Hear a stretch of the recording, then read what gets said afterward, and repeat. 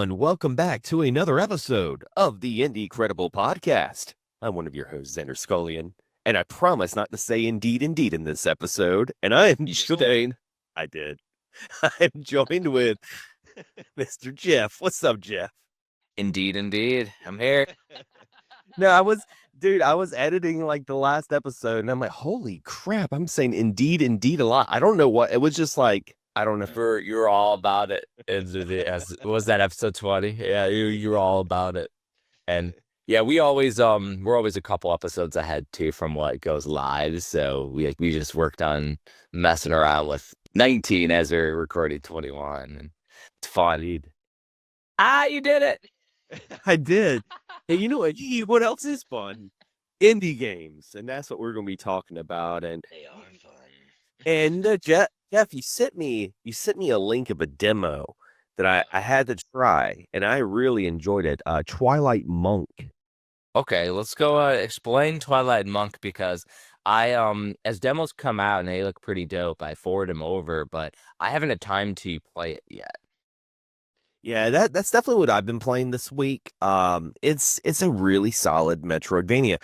Of course, I'm going to be mentioning Hollow Knight because it does have that like Hollow Knight kind of combat to it. But what I think is really interesting is the guy you play as. You know, he has like this pillar that he carries on his back, and he uses it as a weapon, but he can also use it for puzzles. And I guess you start to unlock other parts that you carry with you.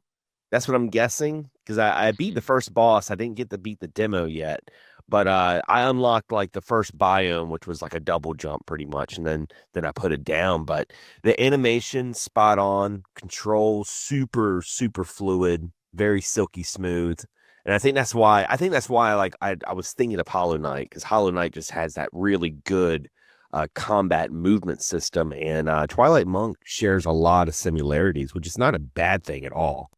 Well, and like, of course, I was stalling so I could pull her up on the tablet here. It does have that hand-drawn art like a Hollow Knight, where everything is done with like a painting style. One thing is, though, it does state that it is a Metroidvania RPG, which I feel is an interesting thing. Like, it has action RPG elements into it. So some of the towns, they're not side-scrolling like in the Hollow Knight, but they're like overhead. You can walk around the town. So that's kind of interesting that you can actually do that. But That's cool. in the demo, was it just the side-scrolling parts, or did they have any of the town? I didn't get to the town part. I was probably going to get that after I got the double jump before I put it down. That was probably like the next scene in the game, was probably going into town after beating that first boss. But Maybe. it was Yeah, nice. it looks cool. Like, the actual graphics look pretty solid, like hand-drawn art. I mean, the neons also give that aesthetic to the inspirations from Hollow Knight.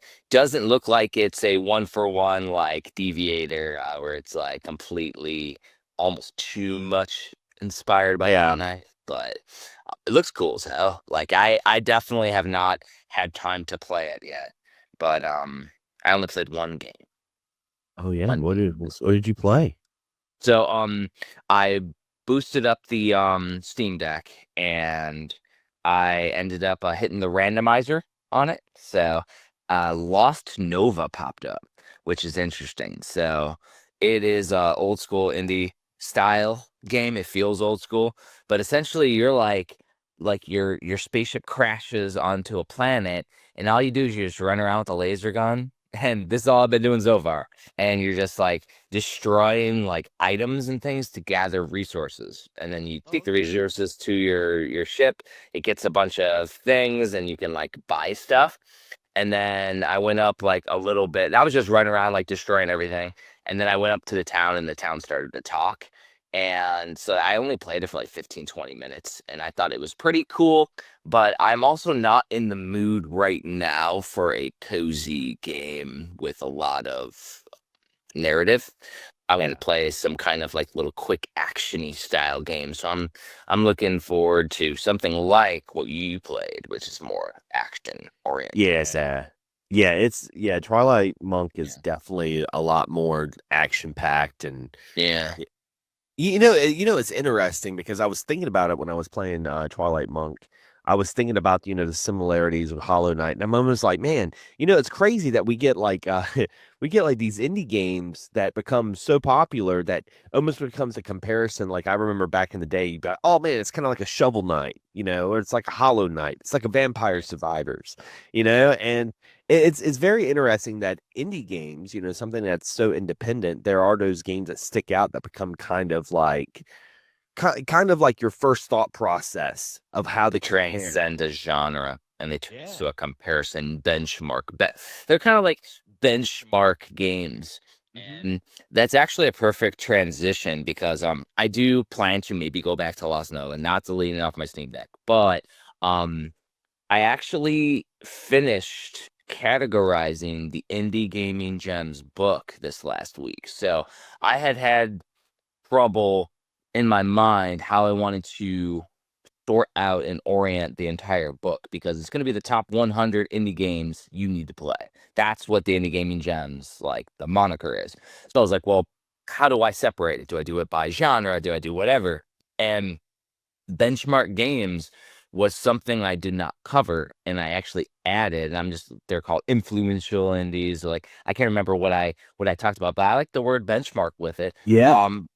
But some of the games you just mentioned are going to be covered in Indie Gaming Gems, like Shovel Knight, like Hollow Knight, um, also like Minecraft, Hmm. Vampire Yeah. Survivors, Balatro, like some of these games, older and newer, that like transcend and become those staple indie games that everybody's learning. Like some of them win Indie Game of the Year, other ones were underlooked and like have a cult following. But I ended up doing like 10 of those, and then there's like 15 in each of my other categories. So there's like cult hits, there's under the radar games. Like I got a ton of little fun categories, and all 100 games now are solidified for the first Indie Gaming Gems book. If it's popular, as everyone knows, I'll do another one in the future. Yeah.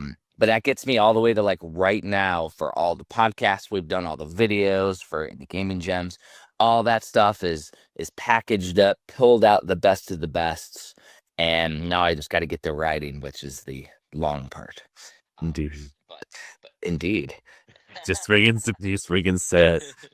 heck yeah. But that's the thing though, is that like so like games like Lost Nova I've covered, and it's not necessarily going to be in the book because the book is going to be like the outstanding games we played.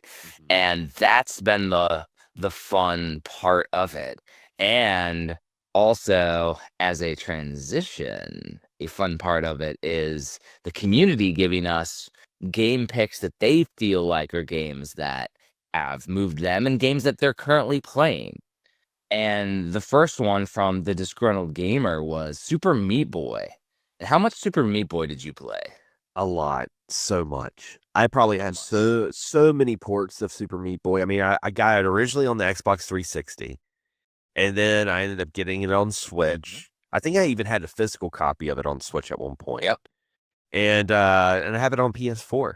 Like I just always had a copy of Meat Boy. It's one of those games that like Vampire Survivors, like I have it on multiple platforms because I love it that much.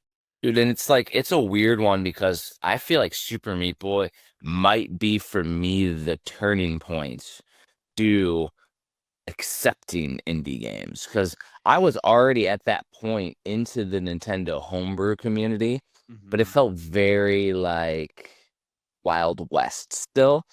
And there were games before Super Meat Boy, but Super Meat Boy was that game on 360 when I had it that clicked to the point where it became an obsessive weekend gaming like experience. Like that's all we freaking played. We were trying to unlock the damn kid, which is the bonus character in the game, and we just played him over and over and over. And my buddy Rich is the one who actually unlocked him because he just like we were all passing out and he's still up all night playing the damn thing. And he woke up, he's like, "Oh my god!" We all woke up in the morning and he's fucking played it all night and he finally beat it.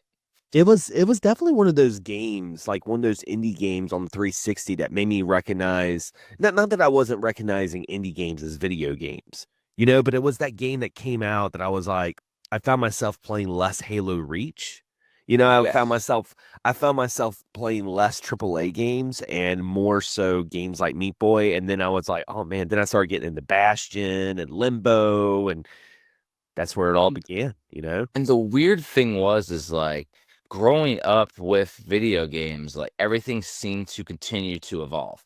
And we didn't really go backward ever. So like every generation. Now there were games that like had a, even on the Sega Saturn, there were some 2D games, even though it was moving into 3D. But none of those games were highlighted. All those games are like an afterthought. And most were in Japan in the days before the internet was prevalent. So we didn't get to experience them. Like now with the internet and YouTube and everything, we can enjoy the gamut of everything that's available.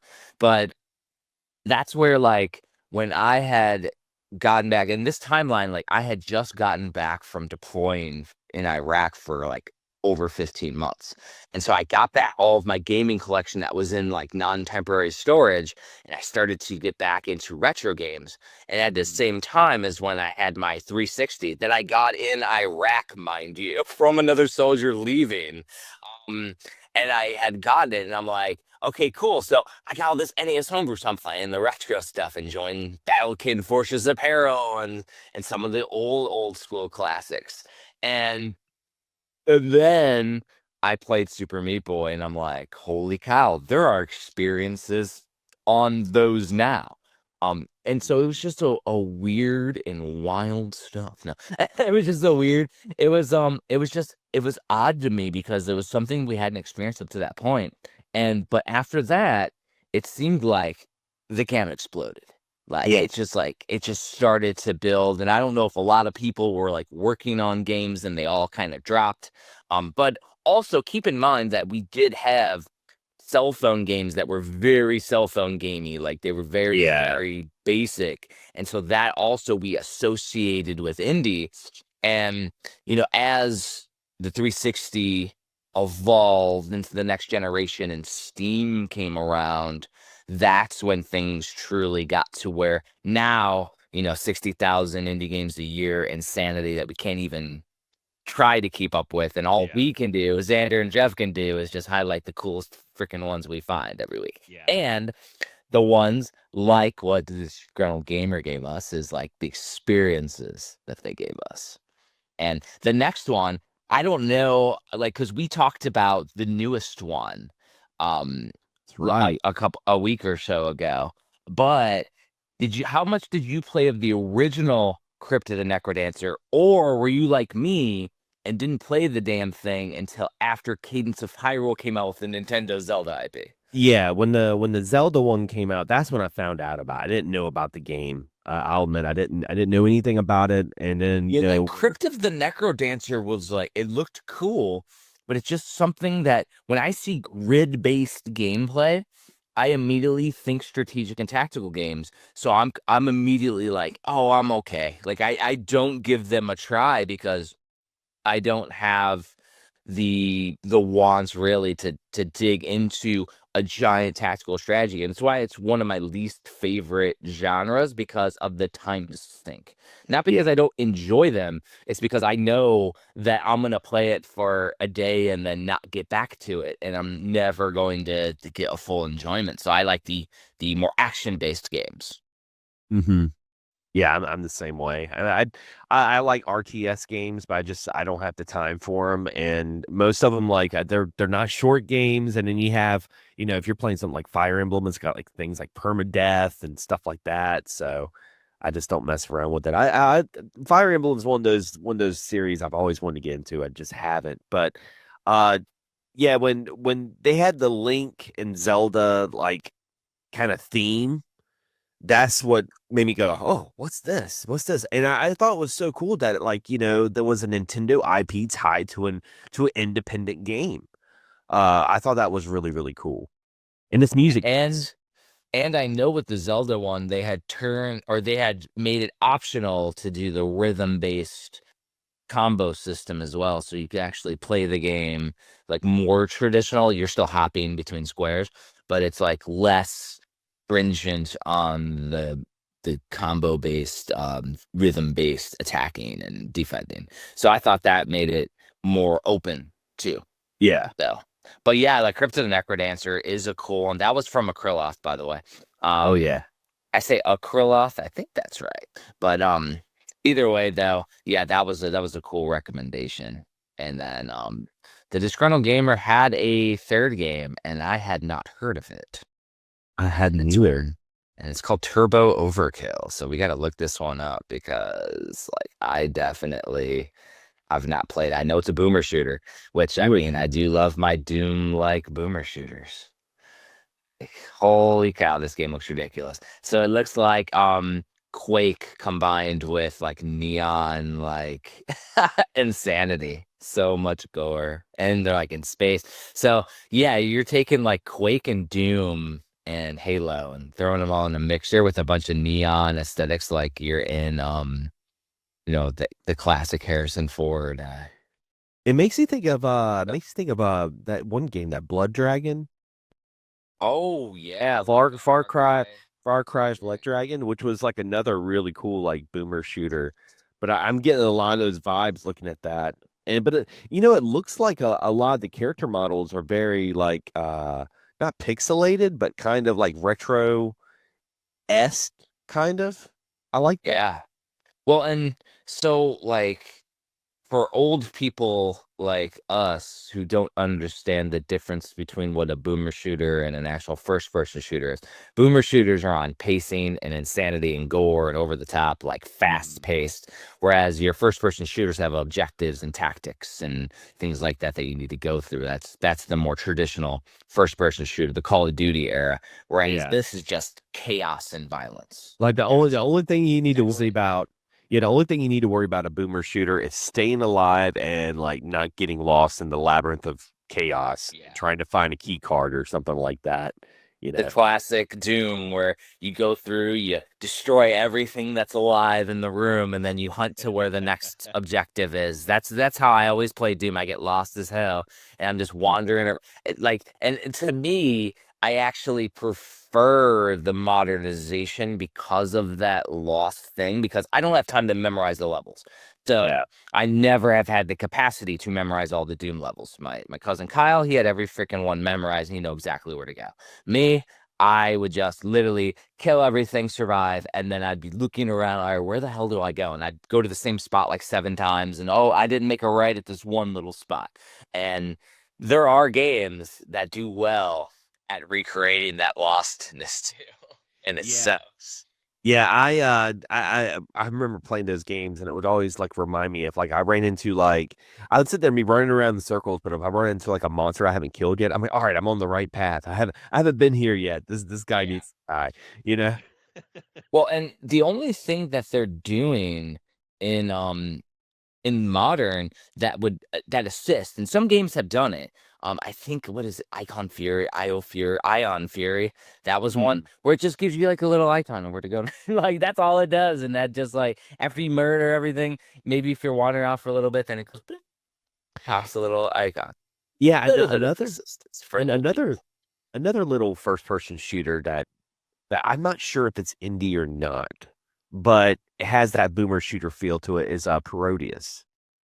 I don't know if you played that or not, but Parodius has that, old school. Yeah, it has that old school like shooting vibe to it.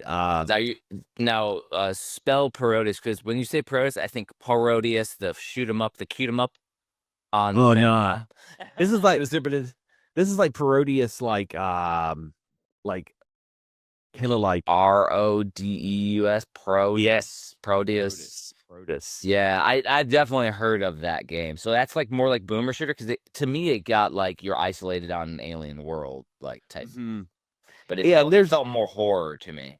Yeah, and it's got like the 3D map, like you would see later on that would help you kind of navigate on where to go. But like the gameplay itself was very boomer shooter, like off the walls, blood everywhere, heavy metal music, it's good stuff. Good stuff. Yeah. I mean, I had when I was a few moves ago, back when I was a first sergeant in the army, I had a soldier that would bring the Doom and Doom Eternal soundtrack when we would work out, and he'd play that real loud. First, sit there doing push-ups or doing pull-ups, and That's perfect. and we were like going crazy. It was awesome. It was like he would bring it out there for when we did PT, and this is after COVID too. So like you're like the only unit out there doing PT because I'm like why not, we can get together and we can keep our distance outside. And so like yeah, we were out there, we go like do a like run, and afterwards like Doom. It was so cool, such a fun time. And that's the thing though, so I always have a love for boomer shooters.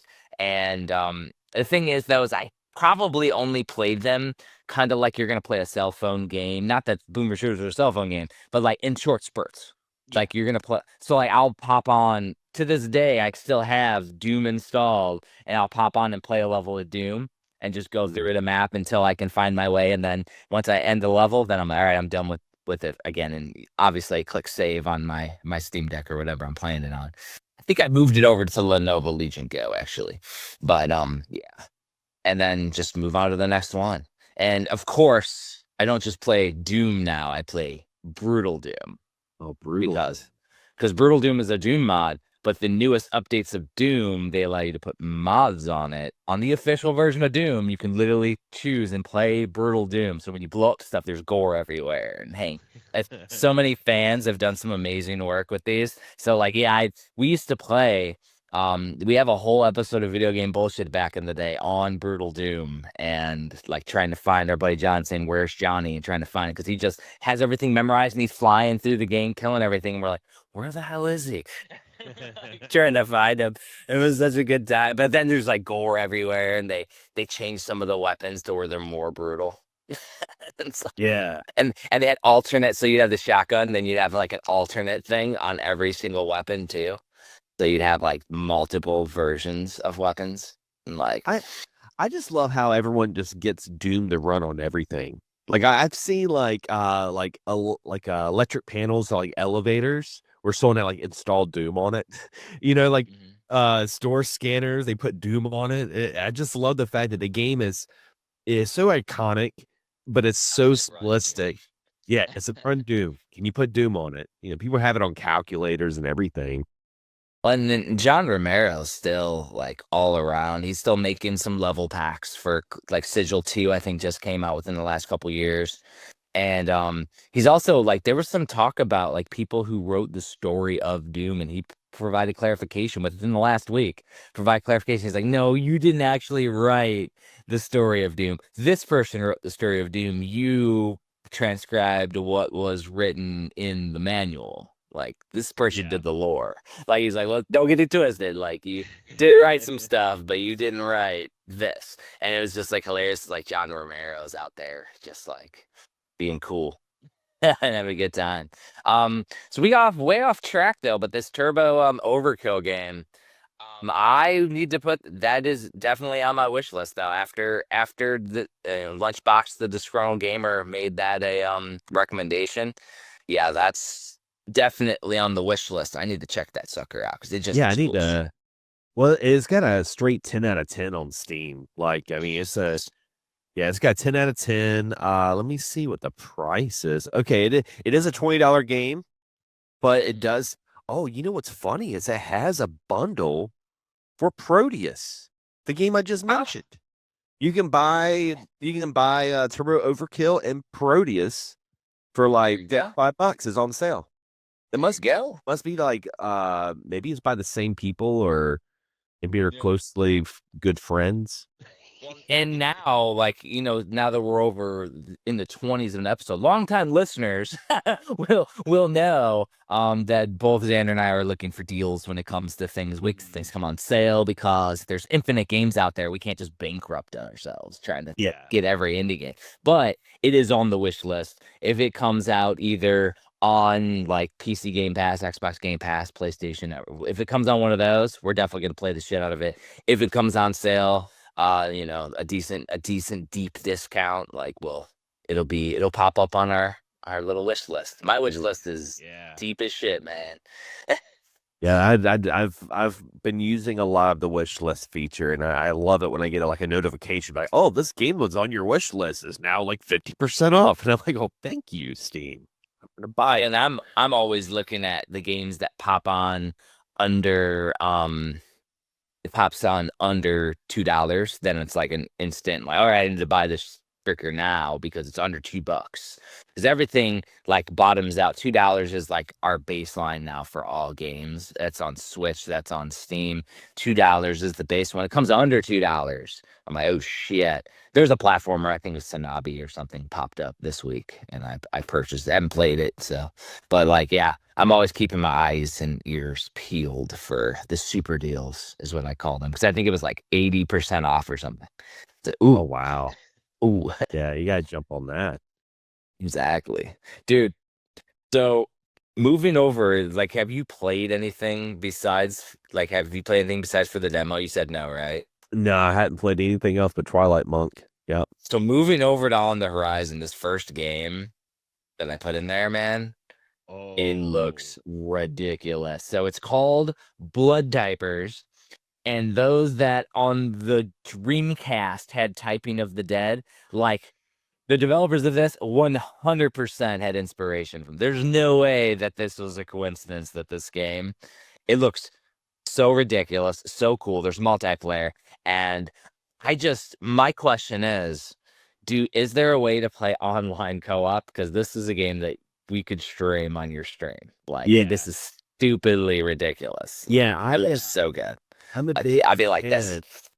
I'm a big fan of like Typing of the Dead and like Typing of the Yeah. Dead Hill. I'm a big fan of those games. So I mean, seeing that in the show notes when you had it on there and you were like Typing of the Dead, I'm like, oh, okay.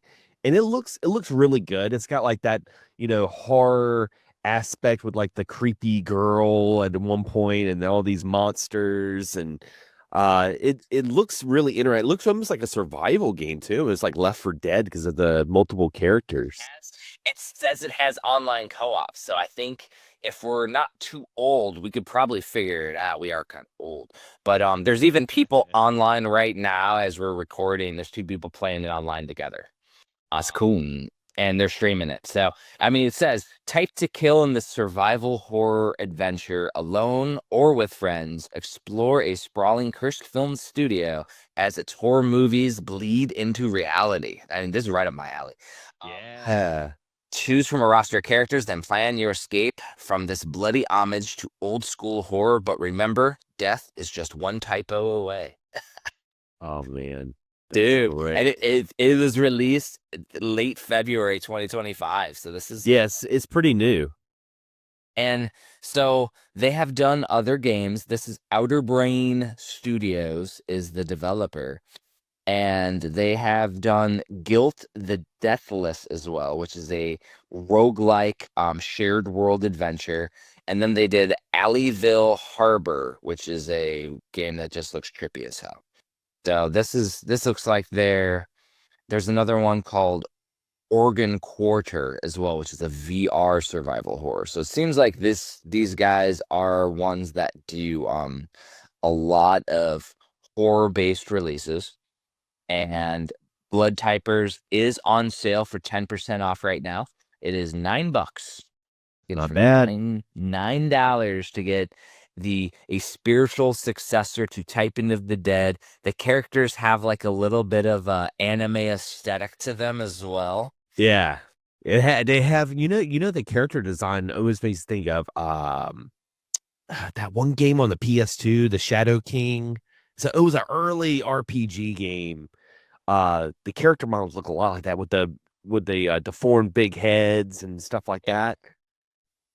I mean, the eyeballs do look a little psychotic sometimes, which is probably by design. Just remember when we stream online, I do have the 8-bit keyboard, so I'll be clacking. Oh yeah. My shit's crazy, so that's all I got. I don't have a normal keyboard, so turn the microphone down Clankety clink.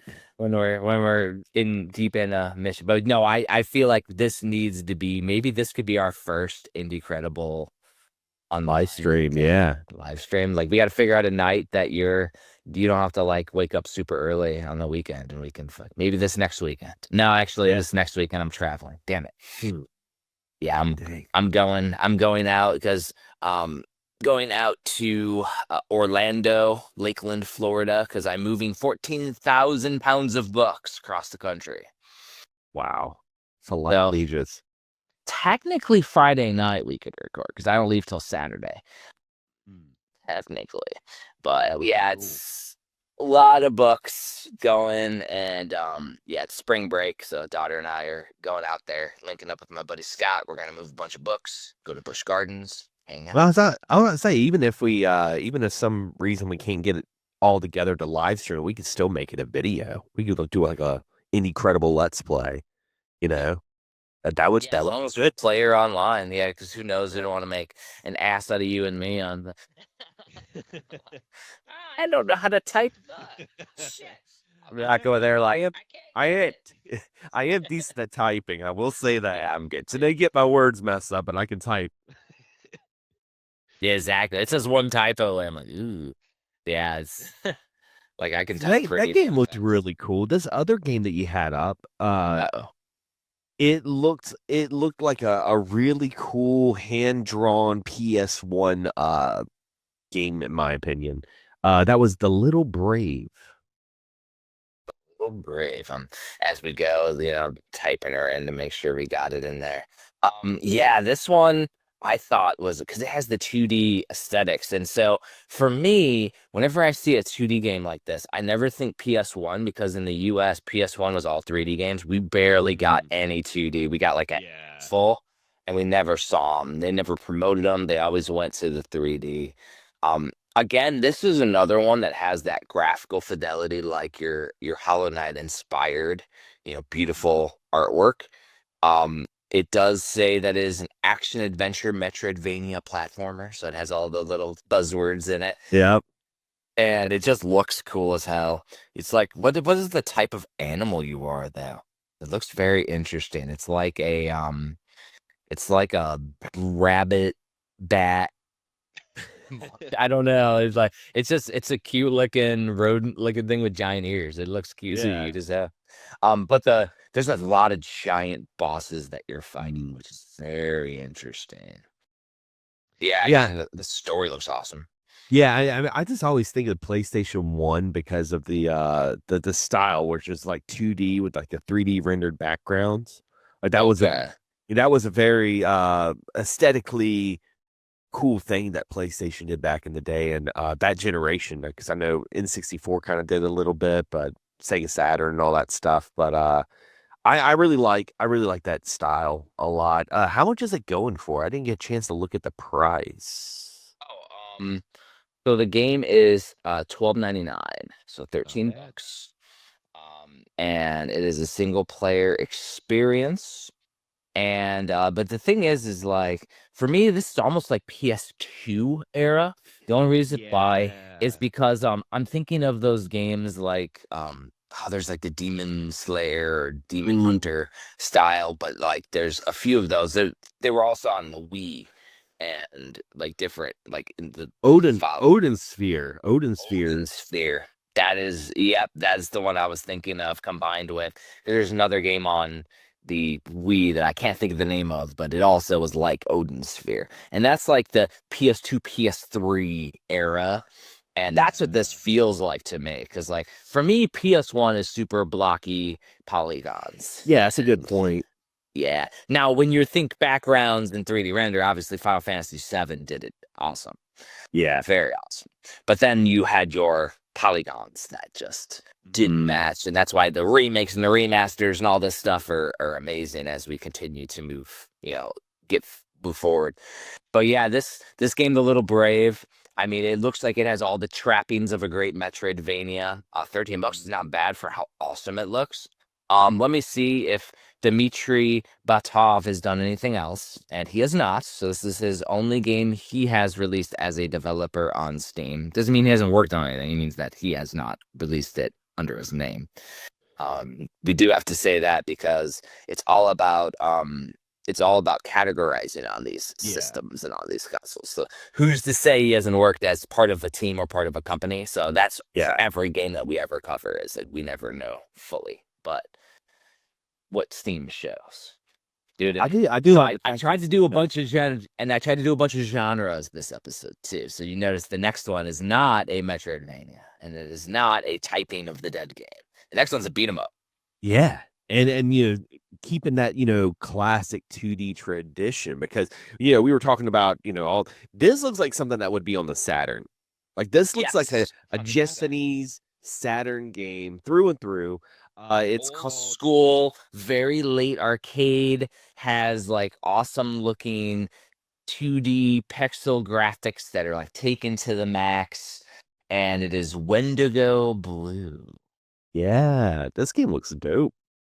Dude, Good. it looks badass, and like just the combos look good as you're fighting. The characters look interesting, and it's like that late era style Guardian Heroes Sega, you know, Saturn. Yeah. That's what this has the reminder of, because you're going through like these snowy towns and buildings and things, kind of like you did. And like Guardian Heroes, and then you had, I think it was Advanced Heroes on the Game Boy Advance, that Guardian Heroes Advance, that was like spiritual successor.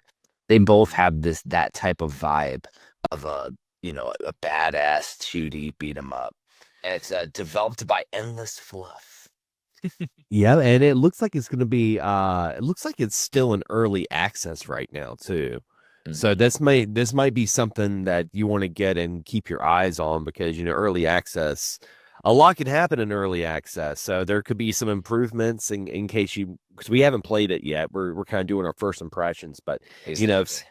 if something's like kind of weird about it, like don't you know completely dismiss it because it is you know an early access. It says customize your character with each playthrough with over 80 unique items and skills. Go head to head with invading gods and intense boss battles alone with a CPU partner or up to 4 players in local co-op. So no online co-op, but you can do 4 player X-Men style local co-op, which is pretty cool. Oh, and also it says that the characters are from the world of Valdis Story, which Valdis Story is a, you know, a known game universe, but this developer did not work on Valdis Story. At least maybe they did and part of a team, but this game's also $10.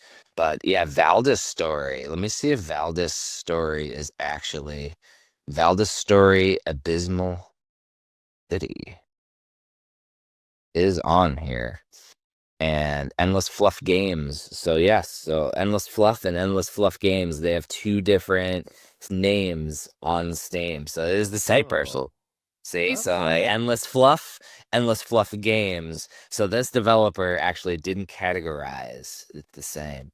And so Valda's Story is more of a Metroidvania. So this is a beat 'em up set in the Metroidvania world, which it looks. I mean, Valda's Story is definitely one.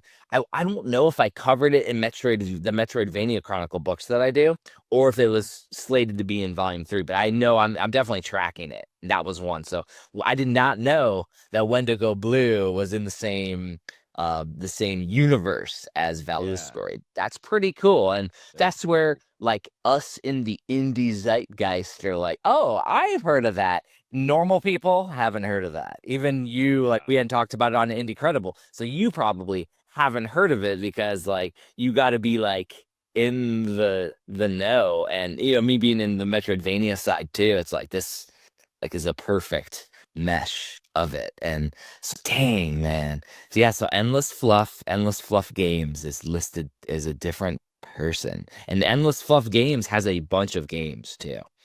So Huh. I'm happy that he's doing a bunch of stuff. Yeah, oh yeah. Now this game, Oh, you almost said it. I almost said it. I had to stop myself. This game right here, though. Oh yeah. This one is inspired by Shadow Tower and Keen's Field. This is Lunacid. Yes, and this is an interesting one too because the developer is Kira LLC, but Kira, and my daughter is obsessed with this developer, my 13-year-old. They released a game called Spooky's Jump Scare Mansion. You literally just walk around the mansion and you get jump scares. And it's like really cheesy looking, but then you have these evil little things that slowly become more and more intense.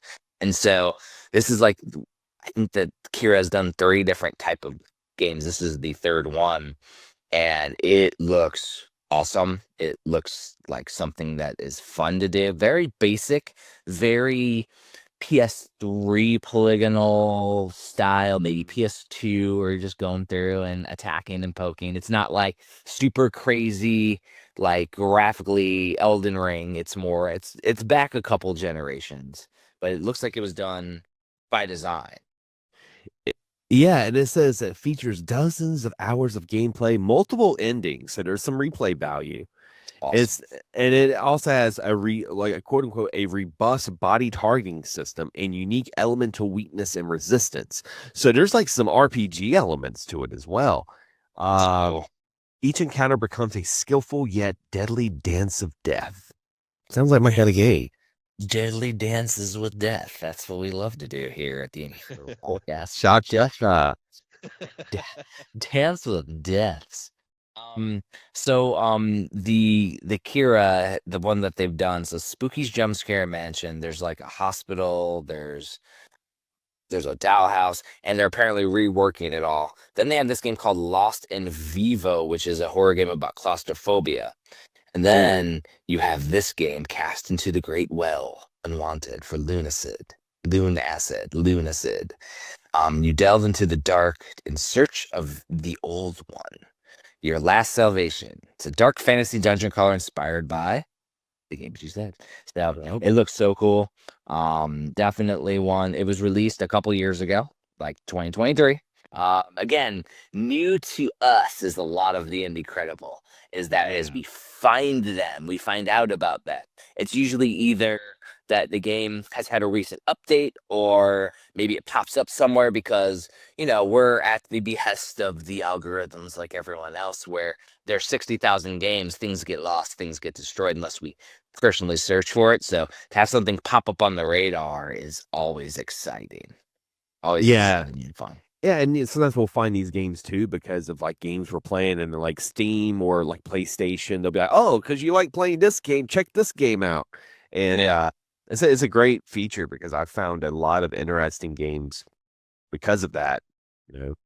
Well, and there's like 3 or 4 games that are in my list or on my deck or somewhere that have Luna in the name. There's a Lunavania game that is nothing to do with this developer or anything. And so, we had an episode where we talked about like similar names and getting lost, and Lunacid is one that's like so similar to others that, I tracking it, the icon for the game looks very familiar, but we hadn't talked about it because, like, again, infinite games out there.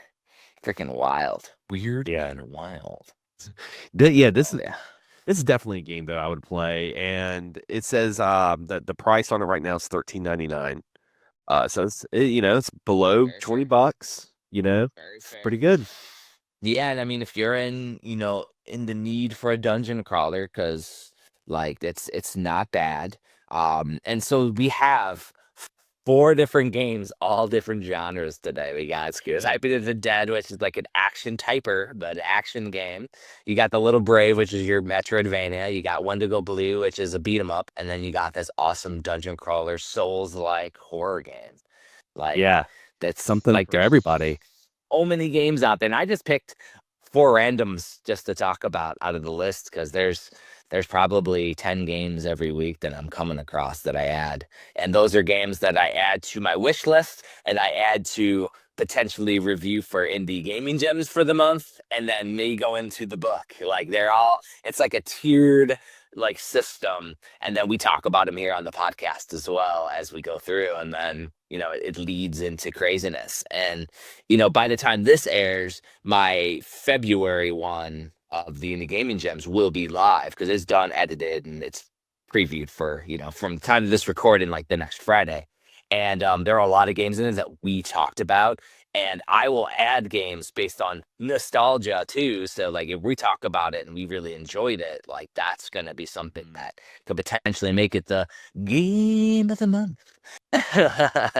Which we showed off the little game of the month icon last week, which was Yeah. Hellscape. Hellskate. And then we talked about that game, and it is a dope game. And so, yeah, man. And so it's been a fun one. And I got a cool little treat I was working on last night that I'm working and doing a little bit more. This one is not necessarily an indie game. It is an NES game, but I'm starting to do more and more of this style with pixel art. And so this is teams from TNC Surf Designs, the Tiki guy, and literally recreated all the SVG files and everything from the pixels, so that way I can do a multi-processing. This sucker's a little 3D as well. That's awesome. That is so cool. It's really, really fun to do these, but I'm going to do these also for indie games. So the next game of the month, if it's pixelated, I'm going to try to do this for it. And this is something where I did a small one to begin, but I can make giant ones for the wall and stuff. So that's some of my favorite games. Little known fact was this was my first Nintendo game with Mario Duck Hunt. I had Mario Duck Hunt and TNC Surf Designs with my first Nintendo. Those are my two first games. So this one always has a nostalgia for me, which probably threw me into the damn tiki culture and surfing and all the craziness. I love that freaking song in TNT Surf Design. You know, like the freaking song they play. Yeah, I freaking love that song. But yeah, I used to rent that game a lot as a kid, and I always felt bad. I always felt bad when you fell and you like saw your character scrape against the road. I'm like, man, that shit had to hurt, dude. I'm like, And then of course, just like I think it was just holding up and right for the surfing. That's all you do, and just hope you don't hit something. And then you just I was always bad. I was always bad at the surfing. I always played the skateboarding. That's what I did. Yes, the skateboarding was skill based, and you could move and do stuff. The surfing, you literally, if you just hold it, you'll just jump and get points, and then you just get to the end. Like there's nothing to the surfing one, because if you try to do anything, like you end up getting hit by the waves. So it behooves us just to ride the wave. Yeah. Like you do in real surfing, apparently. Listen, something I told you before the recording is I have my mug, which has TNC on it. But this isn't TNC. This is Thriller Crew.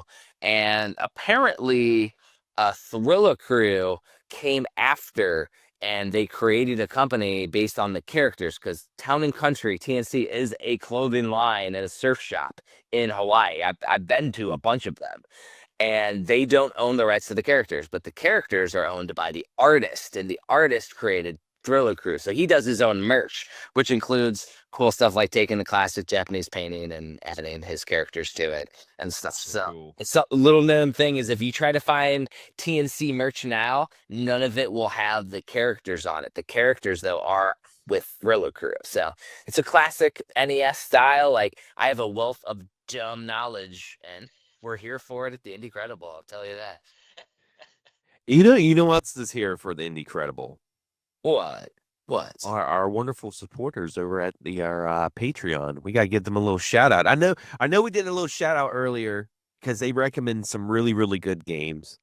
But this is part of them being executive producers on Patreon. We give them a shout out, as well as getting cool things, which was part of my transition, is showing off the cool things, because every quarter, if you're an executive producer on Patreon, I'm getting together little goodie bags for everybody, and I'm going to be mailing it to them every quarter, as well as at the end of the year, because you have producers that get that goodie bag. Then the executives get a awesome wooden book cover, as well as a shout out on everything that we do. Yep. I was trying not to say it. Well, Scott. Yeah, it's got me. So yeah, we're gonna go ahead and give some shout outs real quick. Let's start first with Akriloth. Is that right? Then we got Turner. And then we have Disgruntled Gamer. I know that he had more parts to him. The Thunderdome Gaming Society. Yep. And Lunchbox, I think I think he has a name, Lunchbox, and then his YouTube channel is The Disgruntled Gamer. And then he's part of the Thunderdome Gaming Society. That's my assumption. I never really got clarification, but dude's really cool. Always has awesome recommendations. Awesome dude. And then you got David Isherwood, which he's out in UK, so he was the first UK Patreon. Yeah. Oh, I don't have the final one. The final one is Jesse Glenn. Forget about Jesse Glenn, the newest Patreon. Yes. Executive producer and longtime listener of the podcast. So really cool to see Jesse as part of the cool kids club. And if you want to join I was gonna say, join it. Yeah, you want to join the Cool Kids Club, then you just go to patreon.com. I think it's just patreon.com/Hagen's Alley or /@Hagen's Alley. But either way, links will be in the comments below. One quiz for everyone, because we do like on the podcast, I will do a quiz or a question. What is missing from this pixel? There's something missing from this pixel. And if you know what is missing from this pixel, I will mail you a copy for free. So you let me know and join. You don't have to join up, but join up, because you can join up also for free and follow up, because I share all the content that we do, including the podcast, YouTube videos. When I have new books coming in, like limited editions of books and things, I post them all up in the Patreon. Yep. And we also have our Facebook group page and Discord. Which I need to go ahead and join Discord, because you were telling me the other day there was some good indie goodness talks in there. So this was started there, and there's trailers and there's craziness, and yeah, it's all there. All you gotta do is jump in. You're already in the group. Yeah, I just gotta download the app and learn how to use it.